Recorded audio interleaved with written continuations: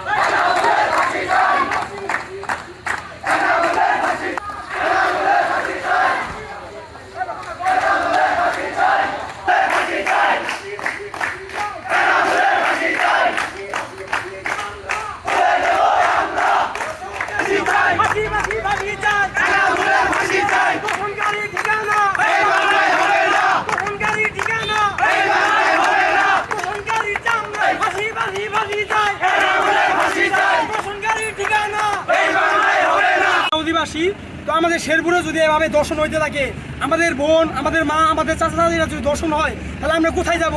আমরা প্রশাসনের কাছে একটাই দাবি করি, যেন দর্শনকারীর বিচার হয়, আমাদের শেরপুরটাকে যেন কুলঙ্গার মুক্ত করা হয়। আমরা এই শেরপুরে আমরা ঠিকভাবে নিরাপদভাবে থাকতে চাই। আমাদের বোনদের অনিরাপদ রেখে আমরা ঘুমাতে পারি না। আমরা রাত বাজে এখন 2টার মতো বাজে, আমরা ঘুমাতে পারি না। এখন কার কোন বোন কার বোন আবার দর্শন হয়, তো আমরা মানে যে আর কি দর্শককারী তাদের বাড়িতে আর কি ভাড়া থাকতো এনামুলের বাসায় স্বাধীনেরা মানে কি বাসা ভাড়া থাকতো, বাসায় বউ থাকে তার একা। এর আগের বার মেসেঞ্জারে বারবার কুপ্রস্তাব দিছে, এটা প্রমাণ সহ আমাদের কাছে আছে। তখন এলাকার কিছু বড় ভাই চারি জায়গার আছে, সবার কাছে জানানো হয়েছে, তারা কিছু সবাই মিলে একটা বিষয়টা করে দিছে। কিন্তু আজকে দুপুরেও কাহিনী করছে, এত কিছু খুলে বলে নাই, কিন্তু পরবর্তীতে মেয়ে আর কি দর্শককারী নিজে ওইটা স্বীকার দিছে যে ওই দর্শক করছে। এটা ভিডিও আছে না, মনে করেন রুমে একা থাকে, কোনো প্রস্তাব দিচ্ছে আগের বাড়ি করে সেটা জানাই দেয় ভয় দেখে বড় মধ্যে চাপতে। আজকে একা রুমের ভিতরে দাঁড়িয়ে এই কাহিনীটা করছে। আপনারা কিভাবে জানলেন, কিভাবে ধরলেন? আমরা আগে থেকে আমাদের নলেজ আগে যখন মেসেঞ্জার তারা কুপ্রস্তাব দিত, তখনই আমাদের সবাইকে জানাইছে। জানানোর পরে সবাই যখন এলাকার বিষয়টা এটা জানছে, তখন পয়সা মিউচুয়াল করার পরে এটা আমরা অনেক আগে থেকে জানি।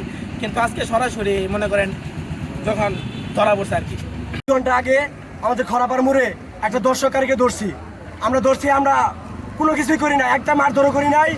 আমরা পদক্ষেপ নিতাম, কিন্তু পুলিশ আইন ছিল, এলাকার কিছু লোক ছিল, ওনাদের মাধ্যমে উনি বেরিয়ে আসছে ওখান থেকে। আমার কালকে ঢাকার মাটিতে একজন দর্শন হয়েছে, একজন শিশু। আজকে আমাদের শেরপুরের মাটিতে এভাবে পুরো বাংলাদেশ দর্শন হবে, আমরা বিচার পাবো না। এলাকার উত্তেজিত যে জনতা, তাদের মধ্যে হচ্ছে যে একটা ক্ষোভ তৈরি হয়।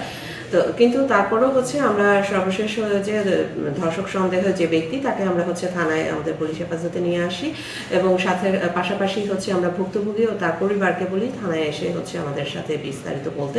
তো আমরা হচ্ছে ভুক্তভোগী এবং তার পরিবারের বক্তব্য শুনেছি এবং তাদেরকে মামলা করার পরামর্শ দিয়েছি। বিষয়টি হচ্ছে যে এখন আমরা তদন্তাধীন অবস্থায় আছি, মামলা যখন রুজু হবে পাশাপাশি হচ্ছে আমরা আমাদের তদন্ত প্রক্রিয়া চলমান রেখেছি।